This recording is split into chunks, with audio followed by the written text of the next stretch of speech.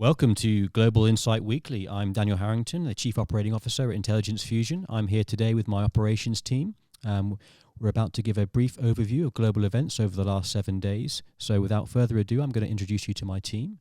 We have our Senior Regional Analyst for Africa, Viraj Patni. Hi, Viraj. Hi, Dan. We have our Senior Regional Analyst for Latin America. Hey, Vincent. Hi, Dan. And finally, in the office, we have Max Taylor, our Asia Senior Regional Analyst. Hi, Max. Evening, Dan.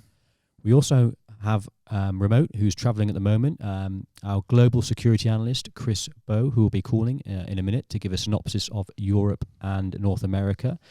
Each analyst will give a overview of the most significant incident that's happened in their continent or area of responsibility in the last 7 days. So first of all, we're going to call in Chris, who's our global regional analyst, who's currently traveling. So, hi, Chris. Hi, Daniel. How are you?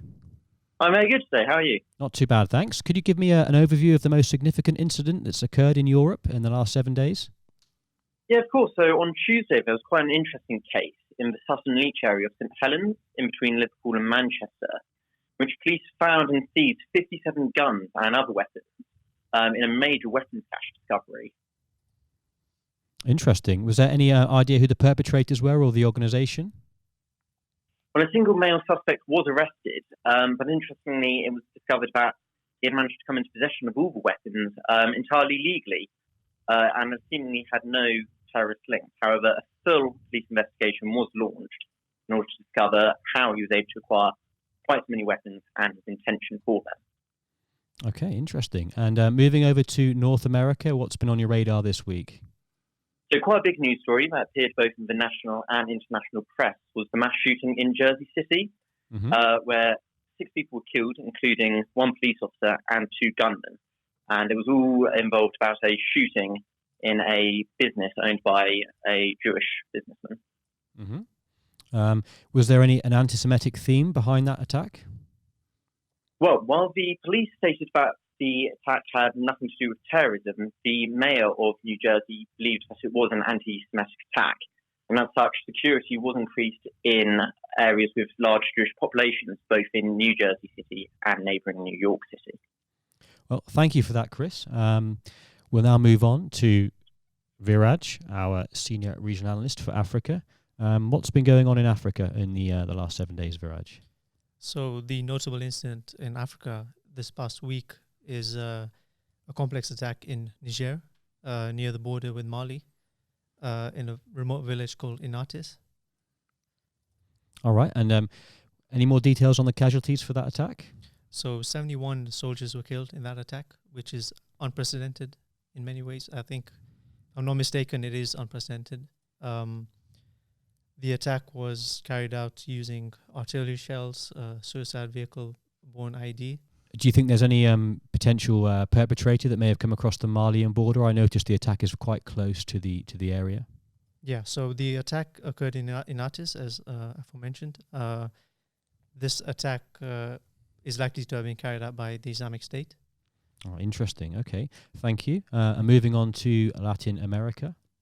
Yeah, so the significant incident for this week for me was on Saturday morning. A motorcycle loaded with explosives was blown up near the police station in the municipality of Miranda in the department of Cauca in Colombia.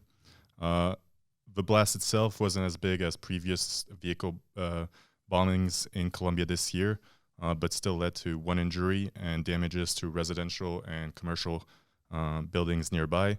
And the authorities have attributed the attack to the Dagoberto Ramos front of the FARC. And it's significant because this is the same group that less than 3 weeks ago attacked another police station in Santander de Quilichao in the same department. And the department itself has seen a significant level of violence this year with FARC dissidents fighting ELN and other small groups within the area for control of drug trafficking, production, and illegal mining. And it's likely that we'll see similar levels of violence in 2020 due to breakdown in peace negotiation and the killing of multiple FARC demobilized members, which has led to a spur in recruiting. Thank you, Vincent. And finally, we have Asia with Max. Yeah, there's been a series of significant incidents across Asia this week, not to mention the ongoing protests in Baghdad and across Iraq. But I've chosen to focus on the suicide truck bombing attack at Bagram Airbase in Afghanistan, just north of Kabul. In the attack, a group of approximately 9 Taliban militants attacked the airfield. The suicide truck bomb detonated at a checkpoint just outside of the airfield, leading to a gunfight which lasted for several hours with the remaining militants involved in the attack.